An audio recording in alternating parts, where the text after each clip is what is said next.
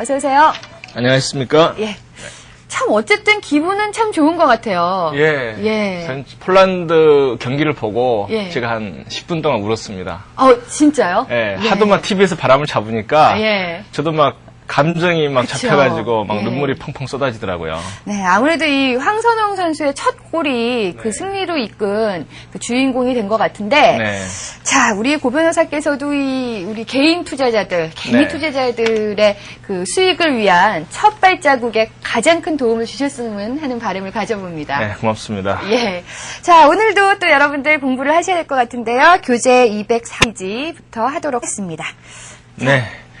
204페이지. 이제 포인트가 그다, 포인트가. 예. 가파르게 하락한 그 주가라든가 지수가 네. 반등이 약하면 그 무너질 확률이 크다.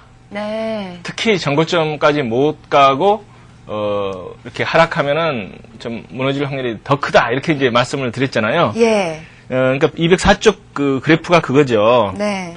그러니까 원리는 반등하고 조정할 때 강하면서 또 다른 반등이 약하면은 네. 이제 그 무너진다. 그러니까 예. 이제 포인트를 책을 안 사신 분들이 아직도 계시니까 제가 이제 포인트를 예. 한번 적어보겠습니다. 그러니까 강하게 오르고 그 다음에 약하게 빠져야지 강하게 또 가는데 네.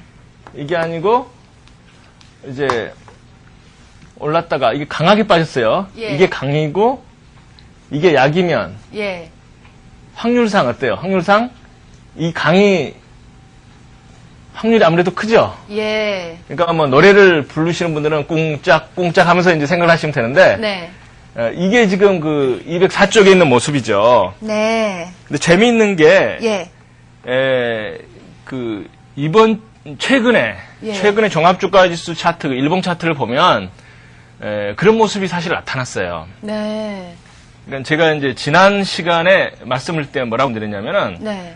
제가 종합주가지수 일봉 차트 보면서 이건 그 수렴을 하고 있다. 그렇죠. 예. 분명히 말씀 기억나죠? 네. 수렴을 하고 있기 때문에 이거 한 방향으로 가게 되면 크게 나타난다. 그렇습니다. 예. 그러니까 그 방향이 정해진 다음에 움직여도 늦지가 않는다. 네. 이게 지금 잘 안 움직이는데요. 네. 그러니까 이게 지금 여기서 수렴했다고 제가 그 말씀드린 기억이 나죠. 네. 그래서 제가 이제 이게 위로 가느냐 밑으로 가느냐 여러 가지 이제 말씀 있지만 차라리 보고 움직여도 늦지가 않는다. 네. 그러니까 아마 보고 움직이신 분들은 이제 사시면 안 됐겠죠, 여기서는. 그렇죠. 근데 실제로 보면 어떻습니까? 이게 사실은 강이었거든요. 네. 강인데 이게 강이기 때문에 사실은 이제 플러스 마이너스적인 효과가 있는 거예요. 예. 그다음에 반등 굉장히 약하잖아요. 아, 그러네요. 그 밀리는 반등, 이게 수렴형이지만, 네. 그러니까 제가 이제 밑이라고 말씀을 드리고 싶어도 수렴형은 차라리 그냥 그 방향 탈출하는 걸 보고 사실 따라가도 늦지가 않기 때문에 네. 제가 이제 그걸 기다리라고 말씀드렸는데 예. 역시 아무래도 확률은 이제 강하고 또 강한 하락이 나오면서 네. 약한 반등에 밀리는 반등이 나왔기 때문에 네. 무너질 확률은 역시 올라가는 확률보다 더 컸었다 말씀을 드리고 예. 역시 수렴형은 방향 탈출한 다음에 강한 흐름이 나오더라 하는 네. 게 지난주에 확실히 실증이 됐습니다. 네. 그렇죠. 네.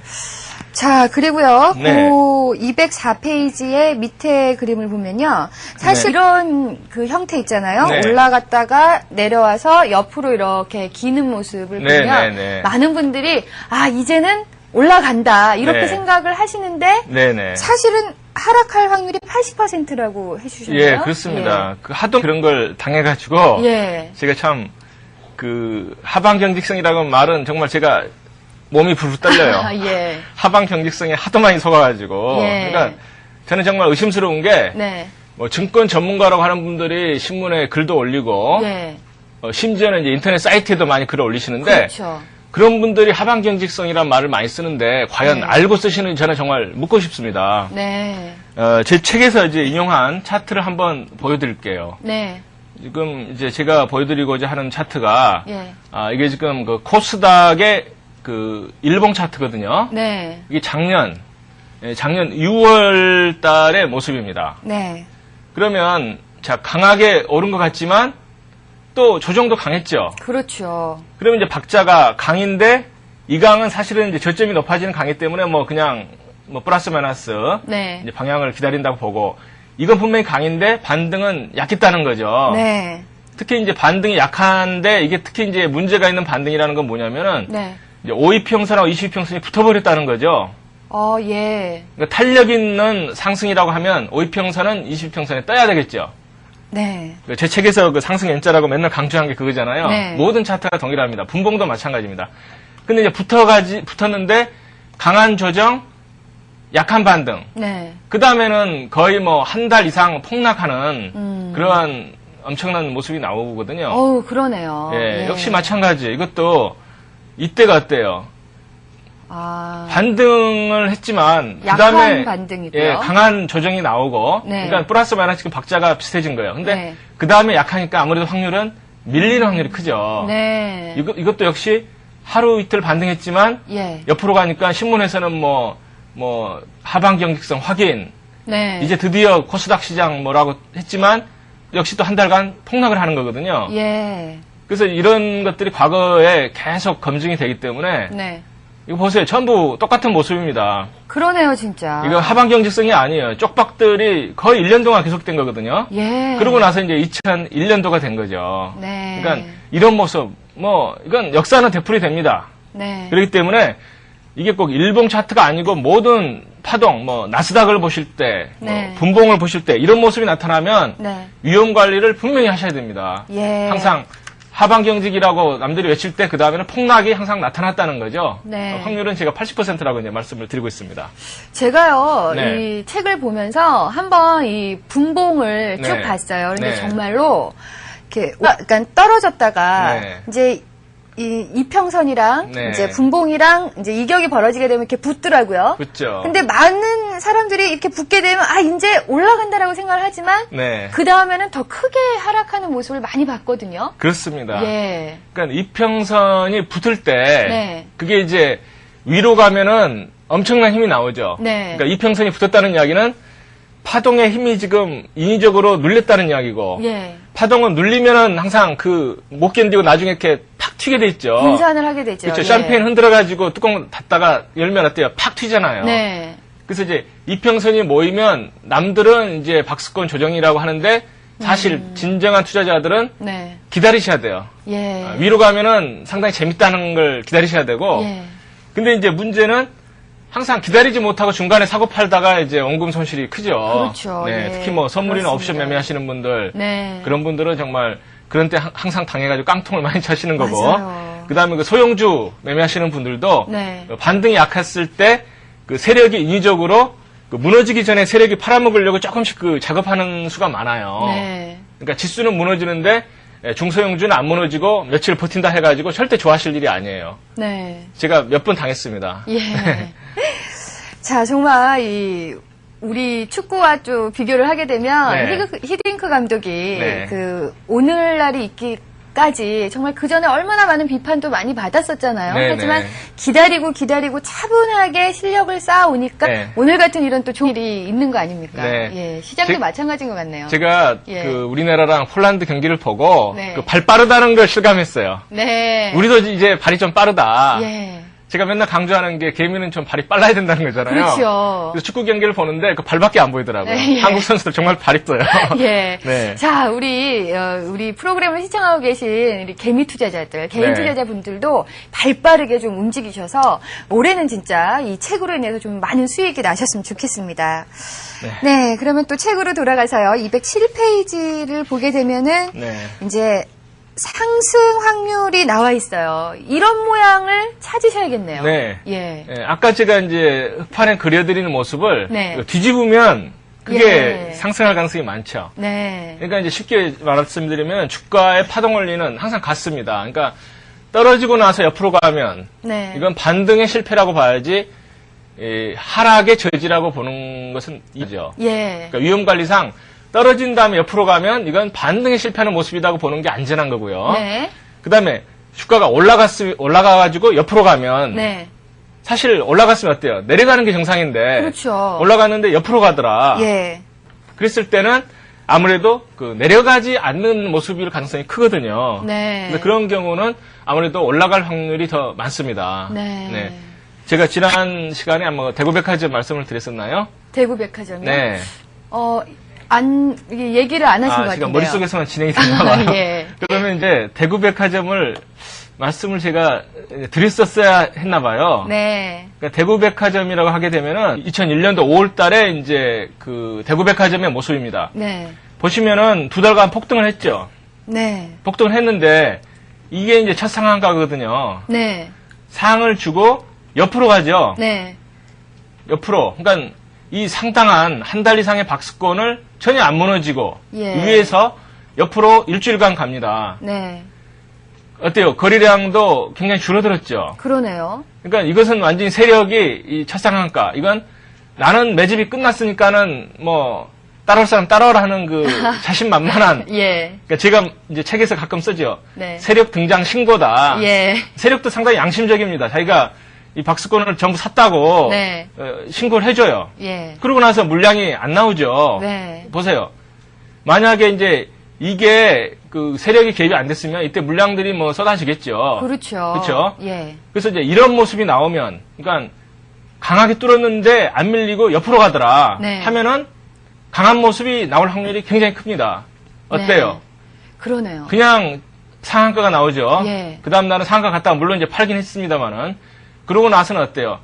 일봉 파동에서 저점이 높아지고 네. 또 이 모습은 5평선, 5일선 그 파동도 위로 도는 파동이죠. 네. 그러니까 저점이 1, 2, 3가 나왔습니다. 예. 그러고 나서는 이제 정신없이 이제 올라가는 그런 거죠. 그러니까 이런 모습은 뭐 분봉에서도 마찬가지고 일봉에서도 마찬가지인데요. 다만 파동의 크기만 틀리다 이거죠. 네. 그래서 이런 모습이 나타나면 뭐 세력이 땡겨서 올라간다 생각하시면 틀림이 없고요. 네. 항상 그 역사는 되풀이된다고 말씀을 드렸는데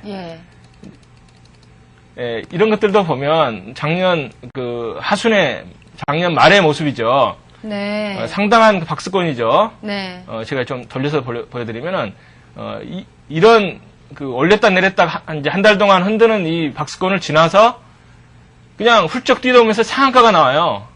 이 상한가. 네. 그러면 자 이때 왔다 갔다 한 두세 달 동안 했던 이게 크게 네. 보면 박스권이잖아요. 그렇죠. 근데 이걸 다시 상한가로 탈출다. 네. 역시 세력은 또 등장 신고를 한 거예요. 예. 그러고 나서 조정을 하는데 거래량은 많이 나오지가 않고 네. 이 박스권을 절대 안 깨고 정확히 반등을 시키죠. 네. 그런 다음에 어때요? 역시 세력은 2달 동안 또 장사를 하더라. 네. 그러니까 2달이 뭡니까? 뭐 계속 나오네요. 그러네요. 한 4달 장사를 한 거죠. 예. 그러고 나서는 이제 이 11선 밑에서 하락했자, 무너지는 그 N자가 나오죠. 네. 제가 204쪽에서 그 한 모습과 똑같죠. 네. 강한 하락 다음에 옆으로 가면 이것은 하방 경직성이 아니고 무너지더라. 네. 역시 세력주도 똑같이 진행이 됩니다. 어쩌면 저렇게 저희 교재에 나온 네. 그 모양대로 저렇게 움직였는지 참 신기하네요. 그러니까 세력이 뭐 제가 책을 쓰기 전에 한 거기 때문에 예. 뭐 세력들이 뭐 11선 지지꼭 하면서 올라가는 모습이라든가 네. 뭐 올라가서 옆으로 세우는 모습 네. 이런 것들은 정말 아는 분들은 안 따라가면 사실은 그 문제가 있는 분들이에요. 예. 그러니까 저는 뭐 소형주 같은 경우는 별로 안 하지만 네. 뭐 대구백화점이라든가 여러 개 그 유명한 세력주가 있습니다. 네. 거기서 그 정형적인 그러니까 제 책대로 교과서적인 모습이 나타나면 네. 그냥 사놓으면 예. 분명히 좋은 소식이 있는 거죠. 예. 네. 아, 정말, 근데 네. 사실 저런 모양의 네. 그 종목들은 일반 투자자분들은 첫 상한가 또는 네. 두 번째 상한가가 되면 다 매도를 하세요. 놀래죠. 예. 그러고 나서 이제 옆으로 조정을 받으니까 이거 끝났나 보다라고 네. 생각을 하고 다 매도를 하는데 사실은 그때부터 시작이네요. 그렇습니다. 예. 예, 그러니까 항상 박스권을 상한가로 돌파하고 네. 근데 이제 주의하실 점이 뭐냐면은 네. 박스권을 상한가로 돌파했는데 예. 그 다음 이제 며칠의 모습입니다. 네. 만약에 그 강한 음봉을 치면서 무너지면 그건 뒤풀이라고 생각하셔야 되고 네. 그렇지가 않고 상한가로 샀는데 물량이 적게 오히려 물량은 그 거래량을 줄면서 별로 안 밀리더라 하게 되면 네. 위로 갈 가능성이 굉장히 크죠. 예. 세력이 뭐하러 상한가로 다 사가지고 팔지도 않고 옆으로 갑니까? 그렇죠. 네. 예. 자, 그렇다면은 209페이지에 네. 나오는 그림도 보면은 고점 막판 상승이 강할 때라고 이제 그림 제목을 붙여주셨거든요. 네, 제가 몇 번 말씀을 드렸죠. 예. 항상 그 막판에 갑자기 올라가면 이건 뭔가 수상하다. 네. 그러니까 박스권을 그 상한가로 돌파하는 것은 굉장히 강한 모습이지만 네. 한참 올라간 다음에 상한가가 나오면 네. 아 이건 막판에 가깝구나. 예. 한 번만 더 보실래요? 네. 대구백화점 뭐 여러 가지 세력주가 있습니다만은 기왕 네. 제가 차트를 띄웠기 때문에 네. 이 대구백화점의 일봉 모습을 보겠습니다. 이때 박스권을 돌파하는 이런 모습은 굉장히 좋아요. 네. 박스권을 돌파하는 그 초기 상한가는 굉장히 좋은 모습이죠. 네. 이런 모습들은. 예. 근데 이런 건 어때요? 한참 올라갈 때는 쭈삣쭈삣 올라갔죠. 네. 근데 느닷없이 상한가를 치는 거예요. 예. 그러면 이건 박스권이 아니잖아요. 박스권은 이미 탈출을 했는데. 네. 그럼 이건 세력이 마지막에 개미를 유인하는 상한가일 가능성이 크다 이렇게 생각하시면 됩니다. 예. 대구백화점이 분명히 지금 그런 모습이죠. 예. 그러고 나서 윗근 이것은 세력이 이제 팔아먹기 시작하는 거. 그러니까 이런 모습은 좀 나쁜 거죠. 네. 그러니까 박스권에서 처음에 올라가서 옆으로 가는 것은 강한 모습이지만 네. 고점에서 윗근 달리고 뭐 이런 모습들 이거 굉장히 인위적인 모습입니다. 그러니까 이런 것들은 조심하셔야 됩니다. 네. 근데 참 희한한 게, 네. 이 밑에서 이렇게 차근차근 올라올 때는 종목이 안 보이다가, 네. 저렇게 많이 올라서 상한가를 딱 치면 그때 종목이 보인다는 분들도 참 많으시거든요. 그렇습니다. 예. 사실 그 제가 책에다가 드려드린 그 차트는 뭐였냐면은요. 네. 전기 초자였거든요. 예. 우리가 이제 일반적으로 생각할 때는 전기 초자라고 하면 어때요? 그 우량 기업이죠. 우량 기업이고 외국인이 이제 주로 매매를 한다고 우리가 알고 있죠. 그렇죠. 예. 근데 외국인들도 분명히 세력입니다. 분명히 세력이기 때문에 네. 되게 보면은 막판에 이제 강하게 치는 경우가 굉장히 많습니다. 네. 한 번을 이게 지금 제 차트에서 나오는 제 책에 나오는 모습이 이 일봉 차트 같은데요. 네. 이걸 한번 간단하게 한번 보여주시면 좋겠습니다. 예. 중간에 이제 박스권은 이미 오래전에 탈출해가지고 옆으로 가고 네. 이때도 이제 한번 힘을 쓰죠. 네. 근데 이것은 이제 파동이 뭐 5일선 파동도 여러 번 뭐 3 바닥에서 나온 거기 때문에 사실은 이제 굉장히 그 올라갈 만큼 올라갔거든요. 네. 근데 이때는 이제 올라가는 모습이 양봉이 짧은데 위에서는 큰 걸 한 2번 주면서 완전히 개미들 유인하죠. 네. 그러고 나서는 뭐 한 2달간 뭐 폭락하는 아유. 모습이 나오죠. 예. 그러니까 이런 모습들은 외국인이 작전하는 모습입니다. 네. 예, 그러니까 그런 모습들은 항상 역사는 되풀이되는 거고요. 예. 지금 최근에 일본 모습을 한번 보면은 이게 네. 이제 언제냐면은 2002년도 3월달 모습이죠. 네. 그러니까 이때도 짧은 양봉들이 쭉 나타나다가 막판에 느닷없이 긴 양봉이 나타나죠. 네. 거의 뭐 상한가까지 갈 것처럼 했다가 막판에 개미분들은 좀 많이 고점에서 물리셨을 거예요. 네. 그러니까 이게 전기 초자라고 하는 우량 종목인데도 불구하고 세력이 장난치는 모습은 똑같더라. 그러니까 네. 막판에 장대 양봉 또는 상한가 갔다가 이렇게 흔들면서 파는 모습. 네. 그런 다음에 역시 한 2달 고생을 꼭 시킵니다. 그러니까 막판 불꽃 이건 정말 조심하셔야. 네. 그러니까 이 큰 양봉이 나왔다고 해서 무조건 좋은 게 아니라 네. 어느 위치에서 나왔느냐가 상당히 네, 중요해요. 네, 네, 네, 예. 네. 자, 그렇다면은 저희가 209페이지까지 쭉 네. 살펴봤고요. 210페이지 네. 지지선과 저항선으로서의 고점과 저점 네. 이렇게 또 짚어주셨는데요. 네. 자, 요 내용도 좀 설명을 해주시죠. 예. 이제 고점과 저점은 뭐 그냥 간단하죠. 네. 그 확률 게임인데 어차피 예. 항상 직전 고점, 직전 저점 그리고 그 이평선이 만나는 곳에서는 항상 주가라든가 지수는 반등할 확률이 상당히 있다. 네. 뭐 우리가 너무나 잘 알고 있는 거죠. 예. 그 정도만 알아두시면 될 것 같고요. 예. 그 다음에 제가 이제 거래량은 한번 유심히 보시라 이렇게 말씀을 드렸는데 네. 항상 그 전고점을 통과할 때 거래량은 그 대형주라든가 그러니까 대형주는 사실은 이제 프로그램 매매 때문에 요즘 너무 좌우되기 때문에 큰 의미가 없고 네. 대형주 부분은 이제 종합주가지수로 보시는 게 낫거든요. 네. 그러니까 종합주가지수 같은 경우는 정말 진정한 상승세라면 직전 고점을 통과할 때 강한 그 거래량으로서 물량을 소화하면서 올라가는 모습이 이제 강한 거고요. 네. 근데 이제 그 이 세라든가 중소형주 관점은 조금 다릅니다.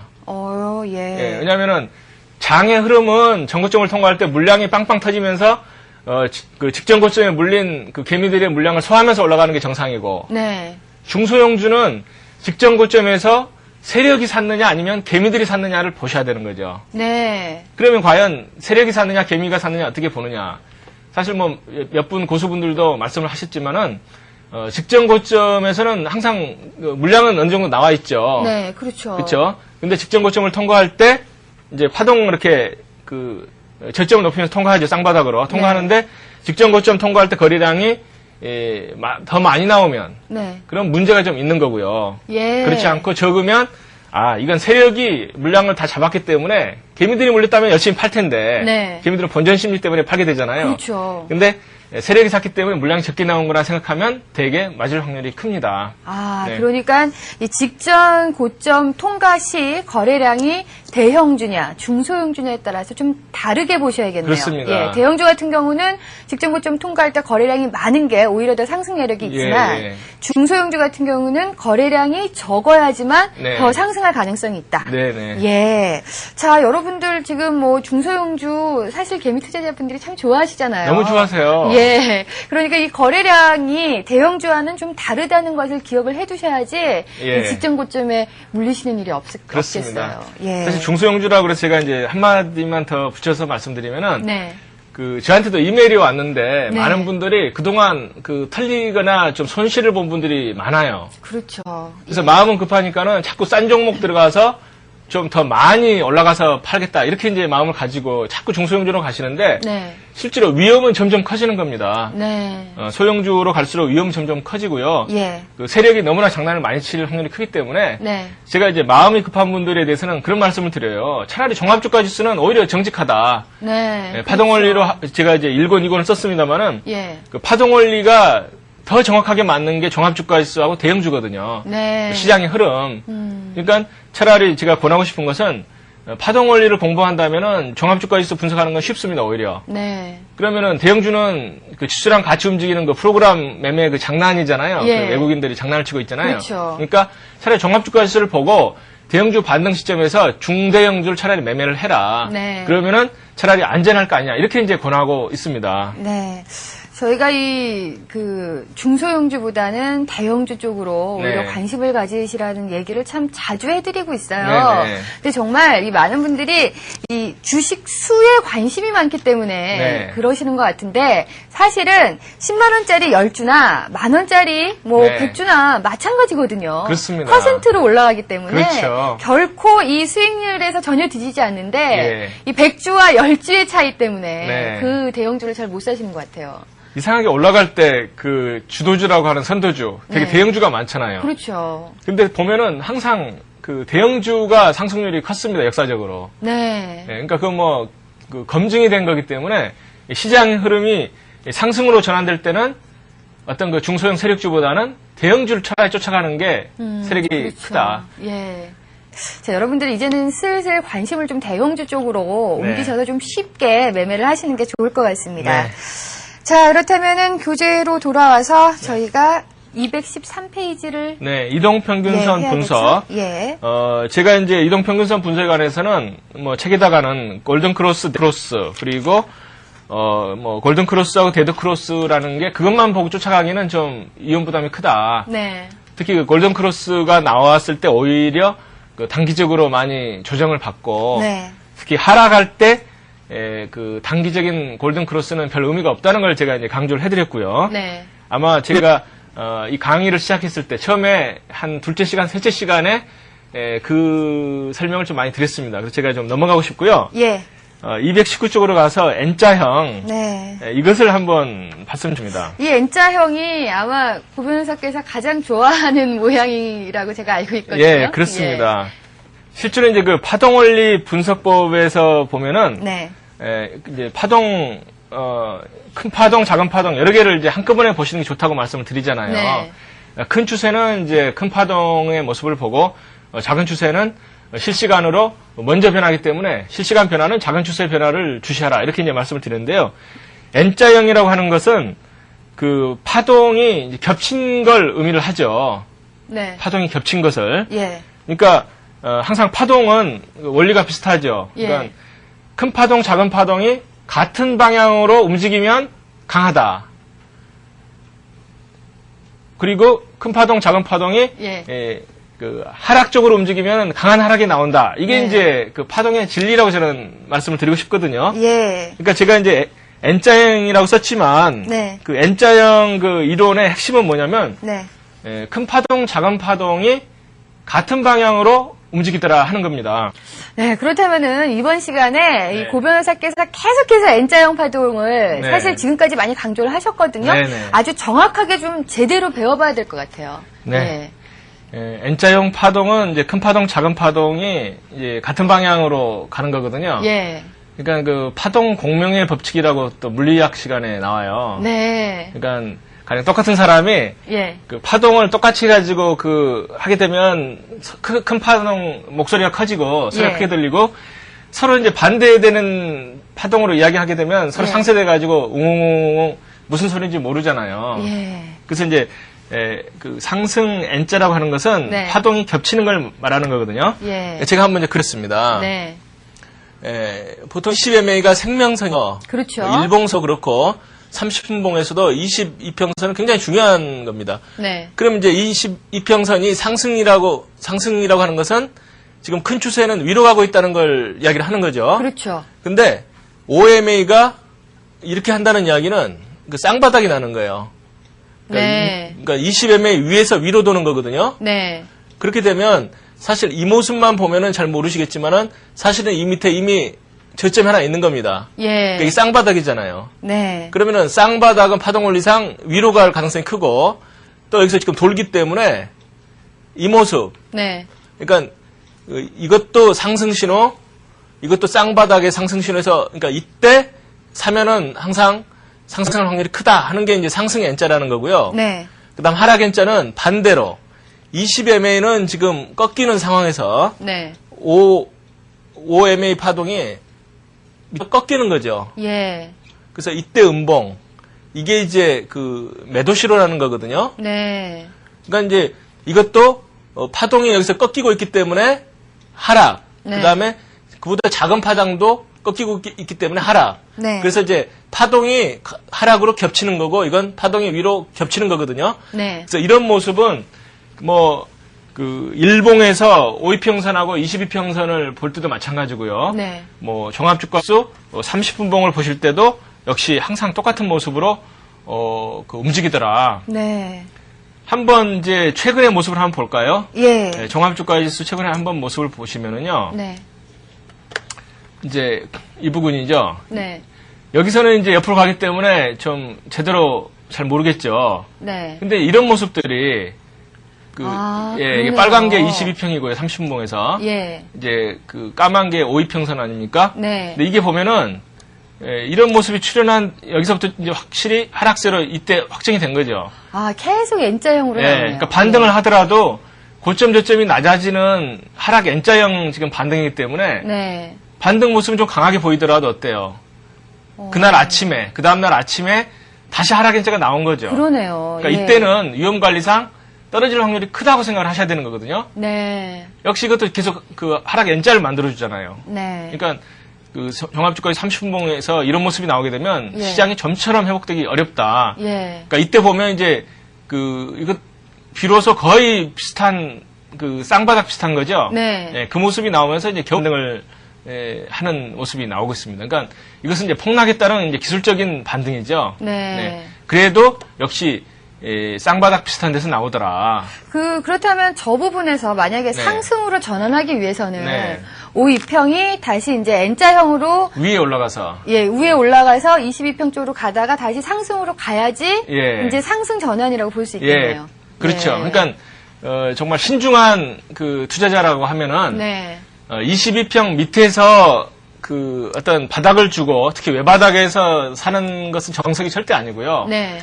22평 위에서 상승 N자가 나올 때 그 네. 초기에 사는 게 그 굉장히 안전하다고 말씀을 드릴 수가 있죠. 네. 네.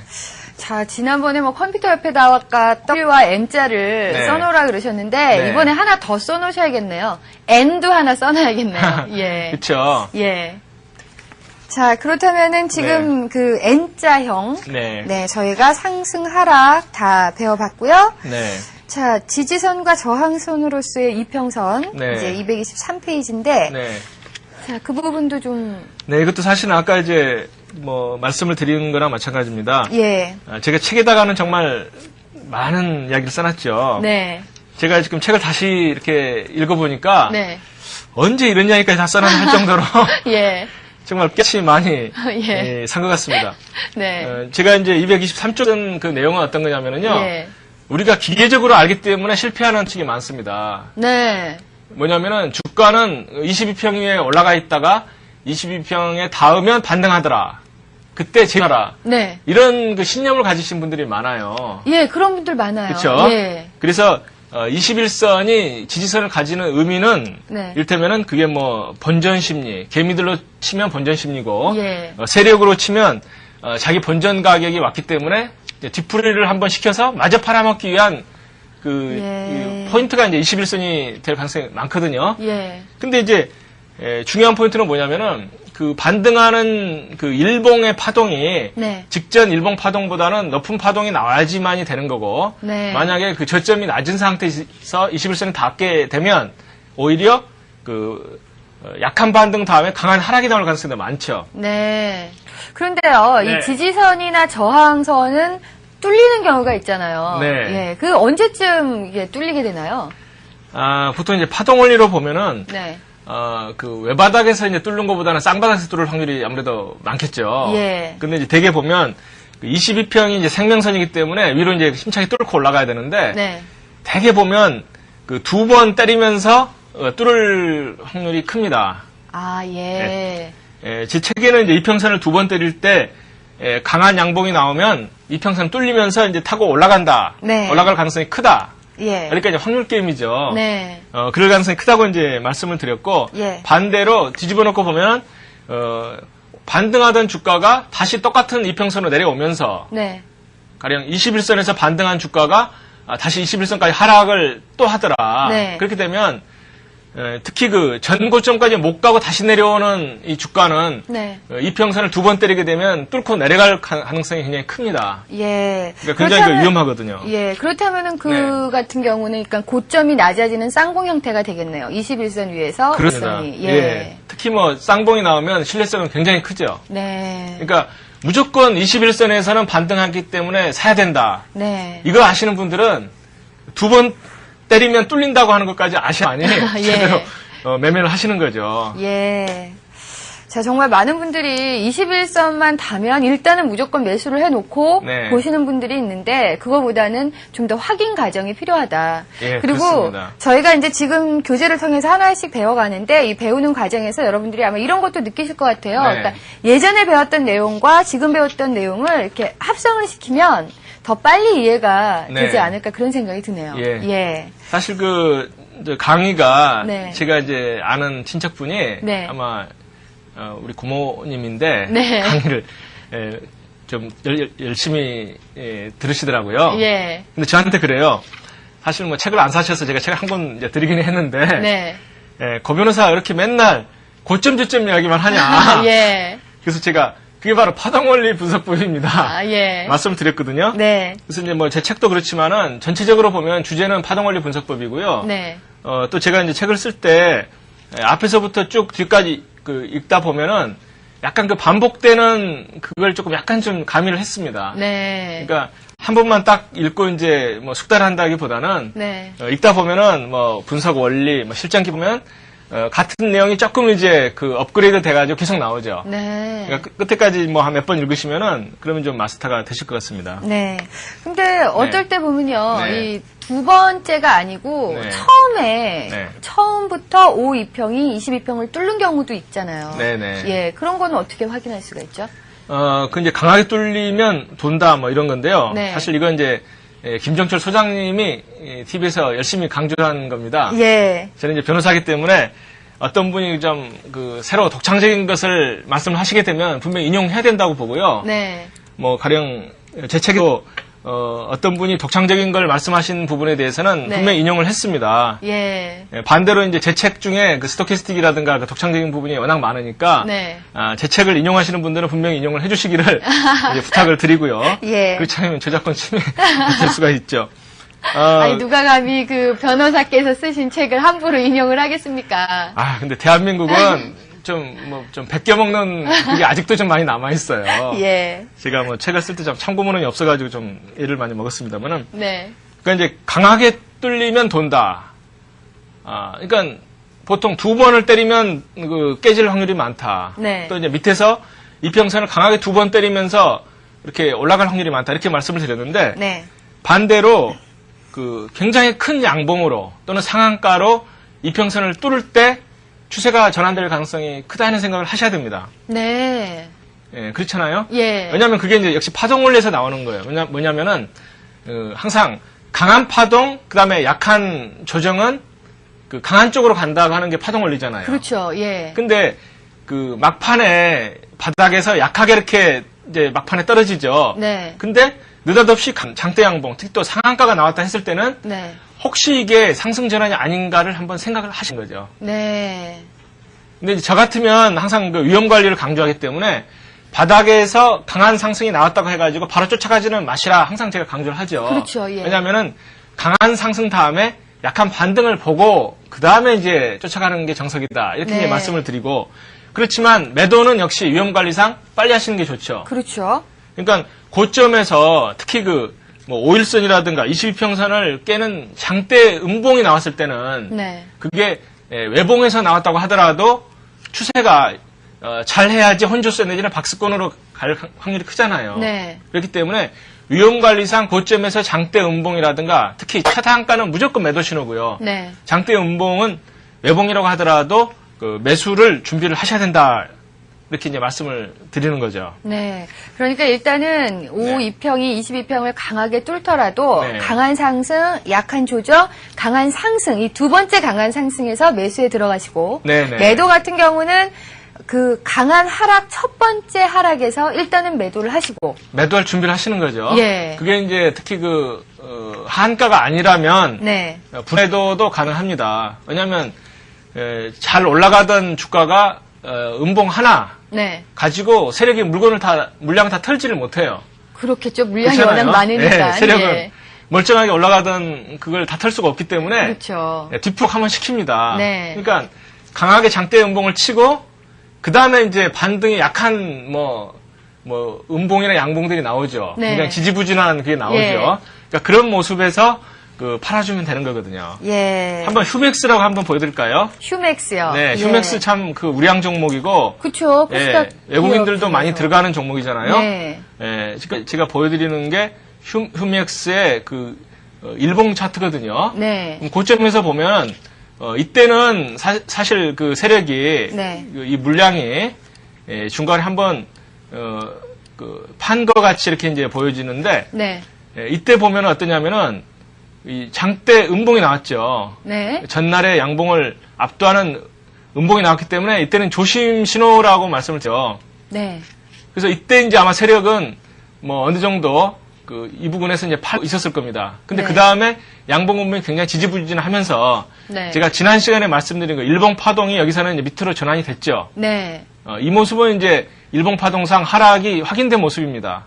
네. 보이잖아요? 예. 그러고 나서는 정신없이 빠지는 걸 볼 수가 있죠. 예. 그래서 이런 모습들, 그러니까 장대 음봉이 나오면 강한 종목은 한 번에 무너지진 않지만 그 다음에 지지부진하면서 이런 네. 윗끈들 까먹은 모습들이 나타나면서 이때 이제 생각을 하셔야 되고 네. 특히 이 모습은 굉장히 나쁜 모습이에요. 네. 얼른 생각할 때는 어때요? 하방 뭔가 경직성이 이제, 또 생각나죠? 예, 저점에서 매수세가 들어오는 듯한 느낌을 주는 모습이거든요. 그렇죠. 예. 근데 이제 나쁜 모습이라고 한 건 뭐냐면은 네. 제가 이제 233쪽에 예. 11선의 중요성을 말씀을 드렸죠. 네. 상승할 때 11선에 지지받고 올라가더라. 네. 근데 하락할 때도 마찬가지예요. 하락할 때도 세력이 붙은 종목은 21선 밑에서 완전히 꺾일 때까지 버텨주는 게 아니고 네. 11선에서 미리 돌아버려요. 예. 그러니까 휴맥스를 다시 한 번만 이제 본다고 하면 조금 예. 전에 의미 이게 지금 핑크선이 이 선이 지금 11선이거든요. 네. 그러니까 11선을 못 벗기고 반등 실패하잖아요. 예. 그러니까 세력주는 올라갈 때는 이렇게 11선을 안 깨고 한번 이렇게 받쳐주지만 네. 내려갈 때 11선 깨고 내려갔는데 특히 21선까지 갔지만 저는 오히려 관심 포인트는 11선으로 못 갔다는 게 오히려 큰 포인트 생각합니다. 네. 그러니까 11선 반등에 완전 실패한 거죠, 이건. 그렇죠. 그런 다음에 역시 폭락이 나오더라 하는 거거든요. 그래서 만약에 저기서 네. 상승을 하려면은 네. 11선을 다시 돌파하면서 강하게 타고 올라갔어야 되죠. 강한 상승이 나와야 되는 거고요. 네네, 그렇습니다. 예. 그래서 11선 반등에 실패하는 모습들이 네. 뭐 종합주가지수, 중소형 세력주, 예. 특히 중소형 세력주에서도 이 기법은 잘 맞습니다. 네. 그리고 분봉에서도 잘 맞아요. 네. 왜냐면은 모든 사람의 심리는 같거든요. 그렇죠. 그러니까 파동이 이제 파동 크기가 문제이기 때문에 네. 세력주들도 가령 그 10분봉이라든가 30분봉에서 그 12평을 못 깨고 밑으로 이렇게 도는 모습이 나오면 일단 한번 던지고 보는 게 안전한 투자 기법입니다. 네. 자, 저희가 네. 이 프로그램을 진행하면서 11선에 대해서 상당히 많은 얘기를 해주셨는데, 네. 지금 보니까 정말로 사실 캔들의 모양, 저 봉의 네. 모양은 네. 이 캔들 분석 책이나 이런 데서 봤을 때 네. 저가 매수세가 들어오고 있는 모습이다라고 많이 나와 있거든요. 네네네. 하지만 중요한 거는 뭐 이동평균선 밑에 있느냐, 위에 있느냐가 더 중요한 거겠네요. 네네, 그렇습니다. 예. 종합주가지수에서 한 번 더 보여드릴게요. 그러니까 이게 모든 파동은 제가 항상 원리는 똑같다 말씀을 드리거든요. 네. 지금 이제 235쪽 책에 보면 이제 11선의 중요성을 말씀을 드리는데, 네. 그 11선이 결국은 이제 파동에서 보면은 12평은 다 같다, 원리는 같다, 이렇게 이제 보시면 틀림이 없거든요. 예. 이게 지금 최근의 모습입니다. 지금 그 종합주가지수 30분봉 차트 최근의 모습인데요. 이게 언제냐면 5월 13일입니다. 네. 이때 보면 어때요? 12평선에서, 이게 핑크선이 제가 12평선이라고 말씀을 드렸죠. 네. 12평선에서 지지받고 올라가는 모습이 나오고. 그러네요. 예. 이때도 12평선에서 뭔가 좀 받쳐주죠. 네. 근데 무너질 때는 어때요? 이게 지금 핑크선인데, 네. 12평선인데, 12평선에 올라가는 게 실패가 됐죠, 이때. 네. 그러니까 얼른 보면은 상승 N자형으로 볼 수도 있지만, 중요한 포인트는 12평 지지에 실패했다는 겁니다. 네. 그러니까, 그, 종합주가지수 30분봉 차트가 12평선에 올라가는 게 실패한 거예요. 네. 이때 음봉으로서 실패를 했죠. 예. 그 다음에 역시 폭락이 나오더라. 네. 그러니까 이런 그 12평선의 중요성은 그 모든 파동에서 항상 다 동일하게 적용된다고 말씀을 드릴 수가 있습니다. 네. 자, 저는 오늘 저희가 이제 쭉 배워오면서 네. 무슨 생각이 들었냐면, 이 어떤 거든, 이 봉이든, 뭐, 쌍바닥이든, N자형이든, 네네. 어느 위치에서 나타나냐에 따라서 이 판단이 달라진다는 것을 네. 우리 투자자분들이 꼭 생각을 하셔야 될 것 같아요. 네네네. 무조건 N자니까 매수다가 아니고 이게 22평 위에 있는지 11선 위에 있는지 이런 것들을 네. 하나하나 좀 체크를 해봐야겠네요. 예, 그렇습니다. 예. 제가 그때 그 대한민국에 또는 뭐 세계에서 알려진 그 매매법이 4가지가 있다고 말씀드리긴 하죠. 네. 뭐 추세선 매매법, 예. 뭐 이평선 매매법, 평균선 매매법. 그다음 파동원리 매매법, 네. 그다음 박스권 이제 돌파 매매법 말씀을 드렸는데 예. 사실 그 파동원리 분석법이 가장 기본입니다. 네. 그건 이제 모든 파동에 다 적용이 되지만 예. 그 보완을 할 때 그 이평선 가지고 좀 보완을 하시라 예. 말씀을 드렸고 네. 이평선 가지고 보완을 하실 때 그 22평하고 12평을 쓰시고 네. 그 중에서 좀 빠르게 움직이는 종목, 세력 같은 경우는 이제 12평 같은 걸 유심히 보셔야 되고, 네. 일단 22평은 생명선이기 때문에 이게 깨지게 되면 뭐 위로 돌파되든 아래로 돌파되든 간에 추세 전환에 강한 그 확률을 보여준다. 이렇게 이제 말씀을 드렸다. 네. 자, 그리고 나서 교재를 보게 되면은 저희가 지금까지 다 배웠던 것을 네. 이제 한번 쭉 정리를 해 놓으셨네요. 네. 예. 이평선의 고점과 저점의 추세라고 있는데, 네. 5일선의 쌍바닥, 예. 그다음에 21선의 복합 쌍바닥. 네. 그러니까 항상 파동은 같은 방향으로 움직이면 강하기 때문에 네. 뭐 22평선이 쌍바닥이고 예. 52평선이 쌍바닥인 경우에는 그게 가령 일봉 차트든 네. 또는 뭐 분봉 차트든 간에 그 파동에 따른 강한 상승이 나오게 됩니다. 네. 자, 이렇게 해서 지금 뭐 저희가 이동평균선이나 뭐 파동에 네. 대해서 조금 배워봤어요. 네. 예, 참 많은 분들이 이 도움이 되셨을 것 같은데, 근데 저희가 맨 첫 시간에 네. 이 교재 갖고 시작하는 거의 첫 시간에 스토캐스틱에 대해서 네. 저희가 배워봤기 때문에 네, 정말 네. 많은 분들이 스토캐스틱 신드롬까지 일어났다 이런 네. 얘기를 많이 하셨거든요. 네, 네. 네, 이제 교재에 보니까 스토캐스틱 분석이 또 나왔네요. 네. 예. 스토캐스틱을 이제 지난번에 말씀드린 것은 정말 그 기초 중에서 기초입니다. 예. 그러니까 앞부분만 보고 그냥 매매하시다가 막 헷갈리신 분들이 저한테 질문을 엄청 많이 해주시고 계세요. 아유, 저희 사이트에도 그쵸? 이 시청자 의견란에 스토캐스틱에 대한 질문이 너무너무 많았어요. 그쵸? 예. 그래서 제가 이제 지금부터는 스토캐스틱 뭐 특집은 아니지만 네. 뭐 책 순서에 따라서 상세하게 이제 말씀을 드리려고 합니다. 네. 네. 스토캐스틱이라고 하는 것이 이제 그 어떤 뭐 증권사 차트에는 지원이 안 된다 해가지고 이제 그런 분들도 있는데 네. 증권사에 문의하시거나 좀 알아보시면은 그 활용하실 수 있는 충분한 네. 그게 가능하거든요. 예. 그러니까 그건 증권사에 좀 문의를 하시고요. 네. 제가 이제 그 말씀드리고자 하는 것은 이제 그겁니다. 책에서는 제가 이제 일반적 분석 방법이라고 몇 가지를 소개해드렸어요. 네. 그것은 뭐냐면은 많은 분들이 스토캐스틱을 활용을 할 때 그 사용하시는 몇 가지가 있습니다. 네. 근데 그게 실제로 잘 안 맞는 경우가 많거든요. 예. 그렇기 때문에 제가 이제 일반적인 것을 설명을 드리고 뒤에서 제가 권하는 방법은 뭐다고 하는 것을 또 말씀을 드리죠. 네. 스토캐스틱을 한번 다시 돌아가 볼까요? 네. 스토캐스틱으로 돌아가서 근데 오늘은 네. 저희가 시간이 조금밖에 안 남았기 때문에 네. 이 스토캐스틱에 대해서 일단은 일반적인 분석 방법의 맛을 일단 보여드리고 네. 다음 시간에 자세하게 하도록 네. 하겠습니다. 네. 우선 예. 그 첫 번째 말씀드리고 싶은 것은 뭐냐면은 스토캐스틱의 수치가 있습니다. 네.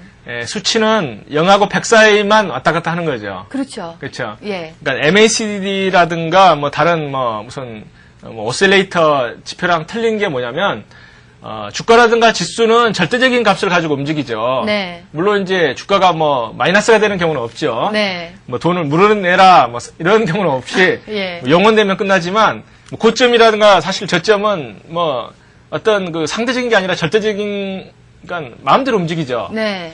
근데 스토캐스틱은 그 상대적인 지표이기 때문에 그러한 그 주가라든가 지수를 그 보완할 수 있는 좋은 지표다 이렇게 제가 말씀을 드리는데 네. 0하고 100 사이를 움직이는데 보통 이제 그 어떤 뭐 스토캐스틱도 이제 변수가 많죠. 네. 근데 일단 많은 분들이 어떻게 지금 이제 생각을 하시냐면은 스토캐스틱이 0하고 100 사이에서 움직이는데 70 이상이면 그 과열권이고 네. 30 이하면 침체권이다. 네. 그렇죠. 그렇게 이제 책에서도 많이 소개가 됩니다. 일반적으로. 예.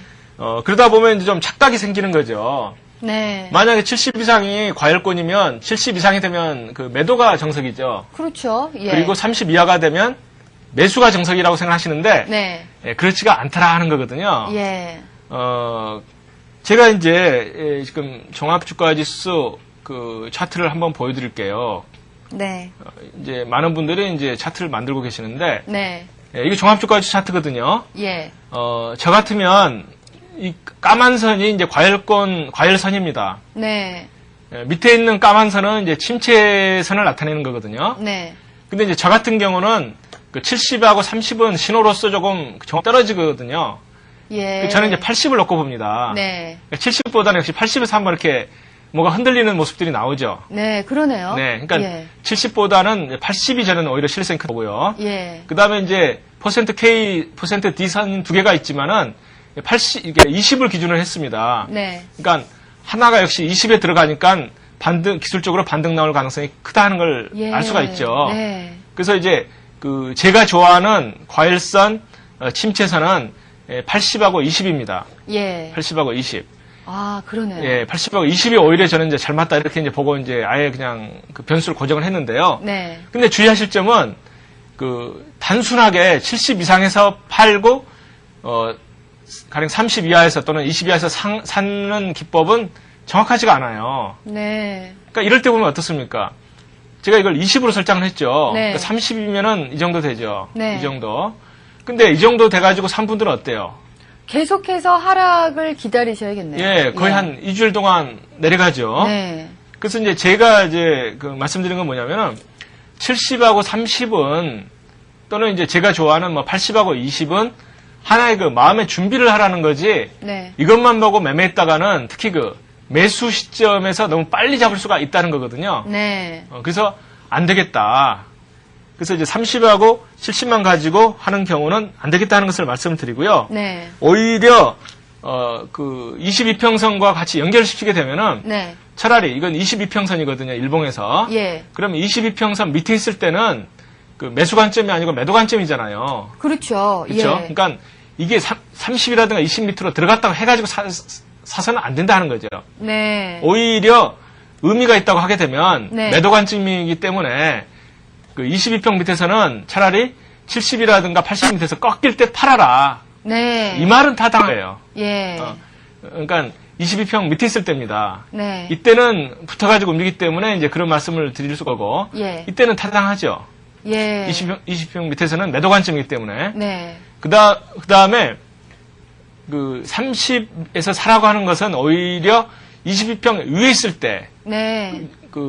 그때는 사실 들어가지도 않았죠. 네. 그러니까 이때는 이제 적용되는 게 아니고요. 예. 쭉 가서 보면은 이게 종합주가지수를 기준으로 해서 봤을 때 22평 위에 있을 때는 이게 위에서 이제 깔짝깔짝하죠. 네. 이때는 이 침체권에서 그러니까 22평을 주가라든가 종합주가 안 깼을 때는 침체권에서 사가지고 기다리면은 일단 뭐 손해는 안 볼 가능성 크죠. 네. 그러니까 뭐 이때는 이제 수익이 난 경우지만은 이때는 수익이 많이 났죠. 네. 이때는 22평 위에서 이제 대부분의 수익이 많이 났는데 22평 위에서는 침체권에서 샀을 때 손해를 안 보고 팔 수 있는 기회.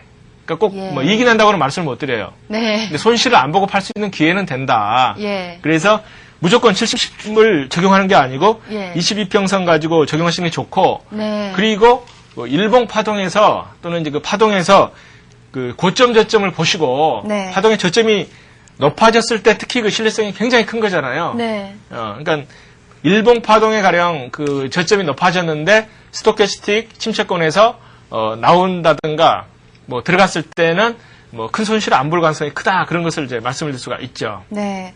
일단은 뭐 스토캐스틱의 과열권, 침체권에 대해서는 네. 많은 분들이 네. 이 뭐 30선 이하에 있다가 30선을 돌파했을 때가 매수 시점이고 네. 70선을 깨고 내려왔을 때가 매도 시점이라고 네, 이제 네. 얘기를 많이 하시잖아요. 네, 그런데 네. 단순하게 스토캐스틱만 보는 게 아니라 네. 이 스토캐스틱의 움직임과 함께 이동평균선의 모양이 지금 어떤지를 보고 판단을 하는 게 맞다. 그렇습니다. 예. 그러니까 많은 분들이 안 맞다고 생각하시는 이유가 뭐냐면은 네. 스토캐스틱이 보조지표잖아요. 네. 그러니까 기본 파동을 제가 이제 강조를 하는데 네. 기본 파동에서 쌍바닥이라든가 쌍봉의 신호를 분명히 주는데도 불구하고 스토캐스틱의 혼란스러운 그러니까 예. 잘 헷갈려서 이제 질문들을 하시거든요. 예. 그러니까 기본 파동이 모습이 확실하면 네. 스토캐스틱이 어디까지나 보조지표이기 때문에 네. 참고용입니다. 네. 그러니까 기본 파동이 항상 우선이라는 걸 절대 잊지 마시기 바랍니다. 아니 그런데 정말 저희가 아무리 이 주식시장에 참여하고 있는 분들이라도 이 월드컵 기간만큼은 네. 축구 얘기를 알 수가 없어요. 그렇죠. 그렇죠. 전 네. 국민이 지금 열광을 하고 있는 상황인데 네, 네. 갑자기 궁금증이 생긴 게 네. 우리가 만약에 네. 아니 저는 확신합니다. 16강에 진출할 거라고 확신을 하는데 네. 16강에 진출을 하면 네. 주가에는 어떤 영향을 미칠까요?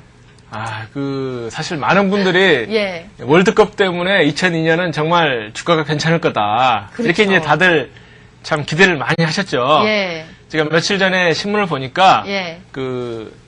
월드컵 수혜주라고 또 발표가 되더라고요. 네. 그러니까 증권사 애널리스트 이런 분들이 정말 제가 볼 때는 좀 너무 과잉 친절을 베푸세요. 네. 그러니까 아예 월드컵 때문에 어떤 종목이 수혜를 받는다 해가지고 표까지 다 짜가지고요. 네. 종목 이름까지 다 있어요. 그렇죠. 일단은 노출된 재료에 너무 흥분하거나 큰 기대를 갖는 것보다는 냉정하게 보는 게 좋지 않을까라고 말씀을 해주셨습니다.